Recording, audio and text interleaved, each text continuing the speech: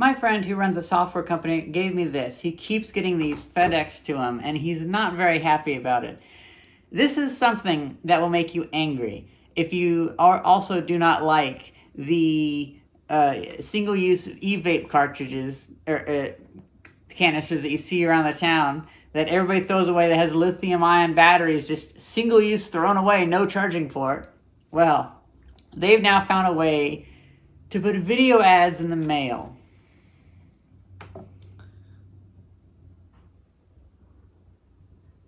Isn't this sickening? You started with an idea. Now, imagine a future. Imagine a future where you go to the mail and you go to get your mail and you realize you didn't install ad blocker because now you have video ads coming in the mail.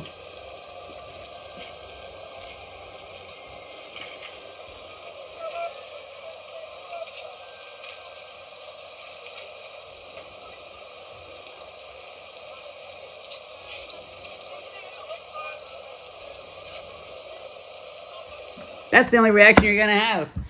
And these are just going to start proliferating. Now, these companies, according to a Hackaday article and then mentions on Reddit, they cost about $25 to $35 to send. So this is $25 to $35 of venture capitalist money that is just being burned. They could have sent that to some starving children or given it to cancer research. But no, they instead do this. And if I remember right, Growteam even says somewhere on their website, you know, I bet 2 years ago they probably said they were NFT based and crypto based, but now they have some things where like, oh, they're an AI based marketing camp. Ugh.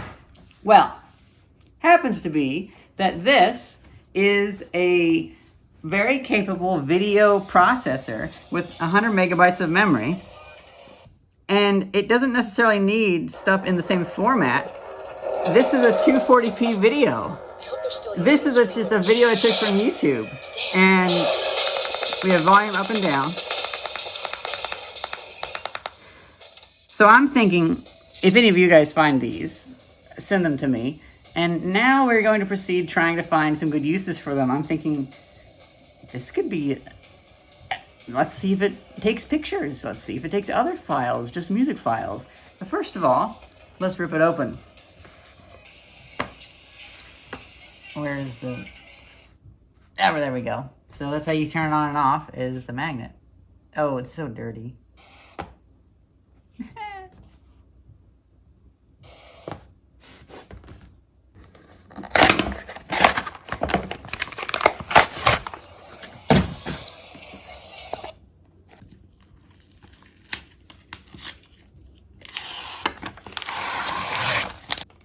If they have anywhere on their website that they care about green initiatives or the planet or recycling or whatever, they are hypocrites.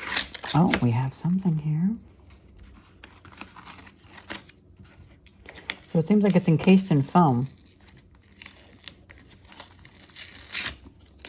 Oh, by the way, it has a USB charging port on the top. They all do. And that is also how you can save video to them. That's how I put video on them as well. Oh, watch out, there's a lot of wires in here. And the lithium battery is just... Oh my gosh, it's just taped to the back. This is a disaster. No wonder there's so many videos of people at recycling centers and they're just catching on fire. Oh gosh, okay. I think we have everything out. So there's a magnet here. This is just a loose battery. 3.7 volt, 900 milliamp hour, 3.33 watt hour. That's the base issue with base 10. So I guess this is the Hall effect sensor here. Yeah, so this isn't, we have a neodymium magnet, and then we have the Hall effect sensor here.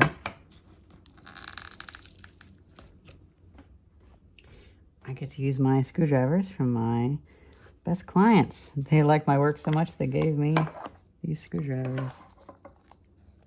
I just feel so happy about it.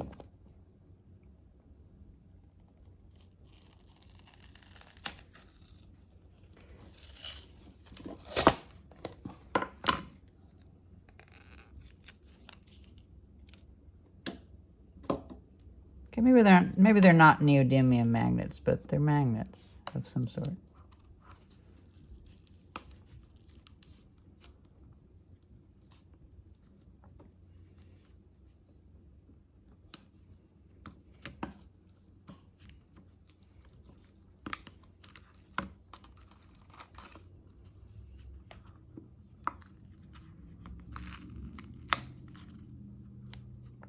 Little contact buttons.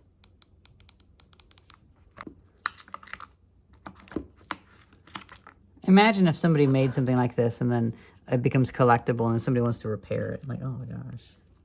There's no way. Does it start video playing when I do this? It does, yeah. Okay.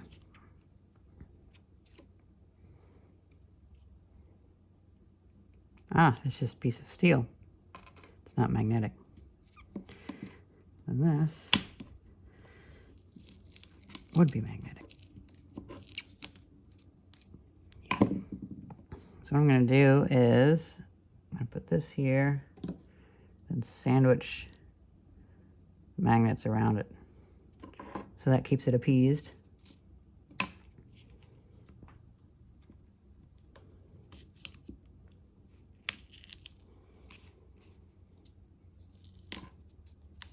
Oh, they glued the speaker thing in. I know I'm judging them on their bad design, but I mean, I know the premise is a bad design in general, but I'm still going to judge them on every little mistake they make.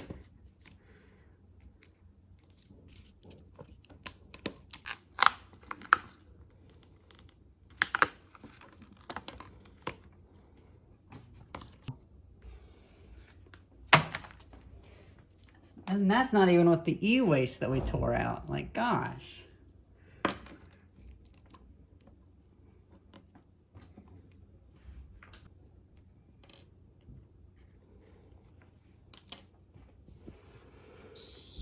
It still works. Good, good.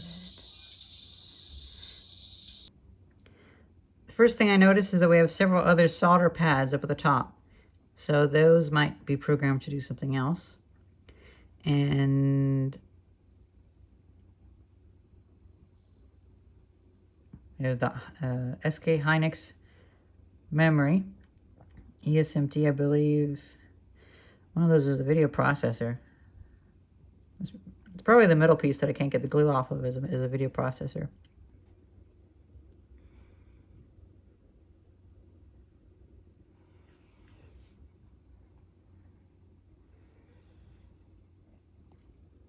Oh, we're going to just see the number for the display.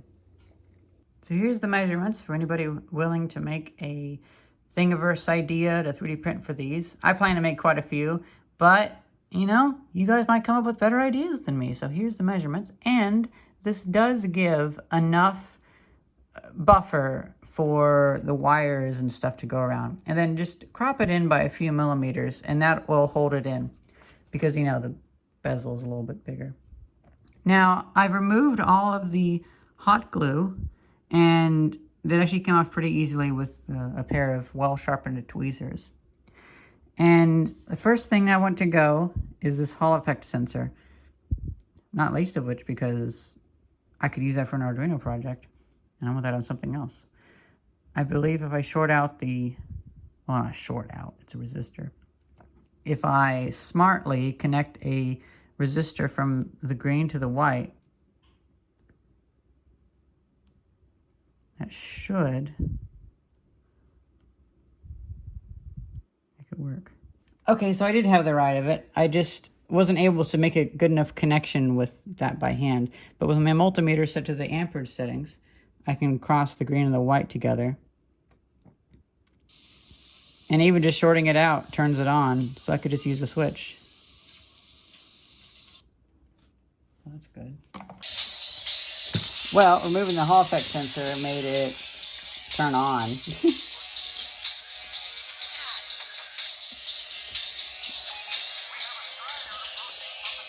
Well, that didn't work.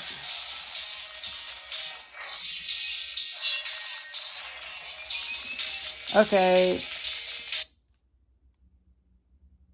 All right, so the mystery there was just that resistor I pulled must have been a higher resistance than I thought, and so it wasn't actually able to do that. Once again, it was correct. I just had to do it. In order to shut it up, I had to just put a wire across there. Okay, so now we have these buttons. So this is what I did. Because that was a whole waste of time, I put the speaker back on and I put a switch on once we found it. And so now, because the Hall effect sensor effectively just switches between those two pins, if you want it off, you connect this pin to that pin. And if you want it on, you connect these two pins together. That's really how simple it is. Now these wires are a bit thick, so they're going to be a bit harsh on that. And I'll plan to fix that later. All right, I found that these ones don't do anything except for this. That is replay. So that replays.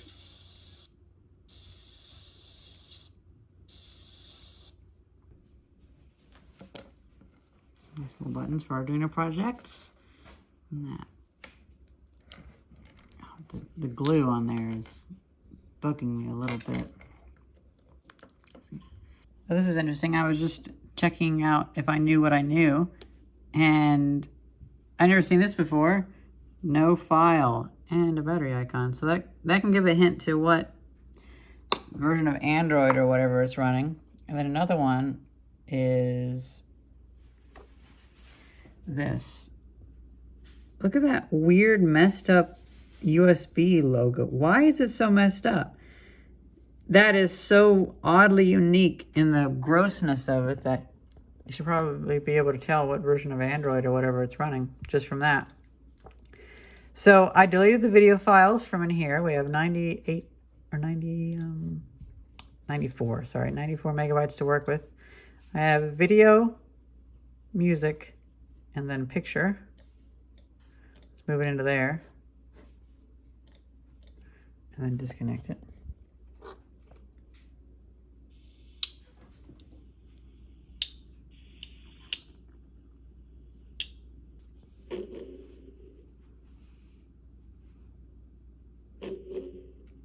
Man, how many times did I do this in this video?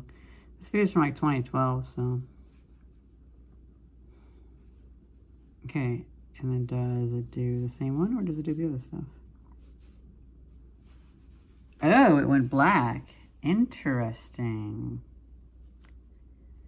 So I bet it got hung up on the other files. So with just the image, it says no file. And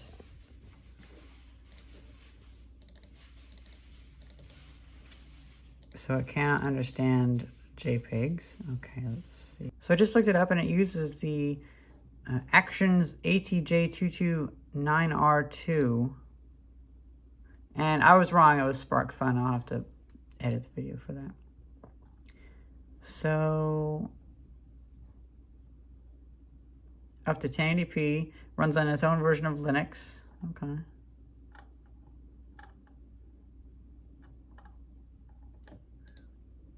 So it uses the R1. It's a MIPS 32, 400 megahertz. Interesting. Okay, so I don't think it actually can do anything other than video. There's a bit of information about it. Well, guys, I messed with it quite a bit. I took some time to try various different formats, various different folders and such. It seems like it only picks up video in the video folder. I made a pictures folder. The chip says it should detect pictures. It didn't detect, I mean, this picture was taken with a 1998 floppy camera. So it should, will you please quiet down? Steam Systems, am I right?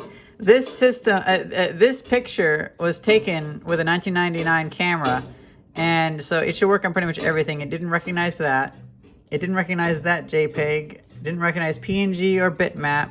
It didn't recognize the music. I think the issue is the folder itself. This one, it doesn't detect video that's outside of these folders, so it looks into this folder specifically, and it does not detect the picture in here. So I think what we need to do is, probably just a simple issue of maybe this being photos. It's all just a wording issue.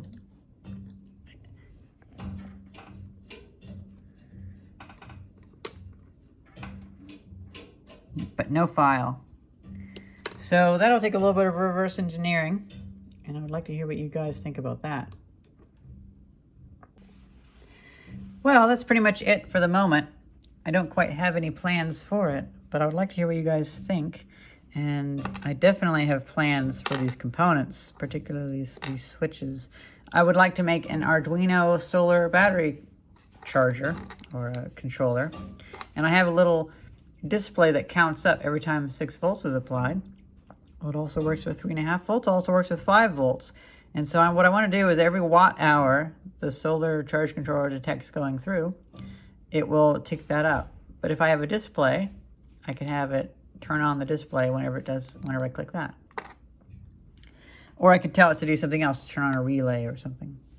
Now as for this, I think this will sit like this for a little bit until I figure out how exactly to get it to play pictures or music. I'm particularly interested in the pictures. However, the way that it has no skip button, but only fast forward, that makes me feel like it might only be good for video. So what would this be good for video? What should we 3D print? Should we make like a, like something that goes on your hand, your arm, and has like just some video of like a readout, like for maybe an astronaut's data readout, or maybe it could be a radar, like a movie prop radar signal that just scans around and makes fake things. That could be cool.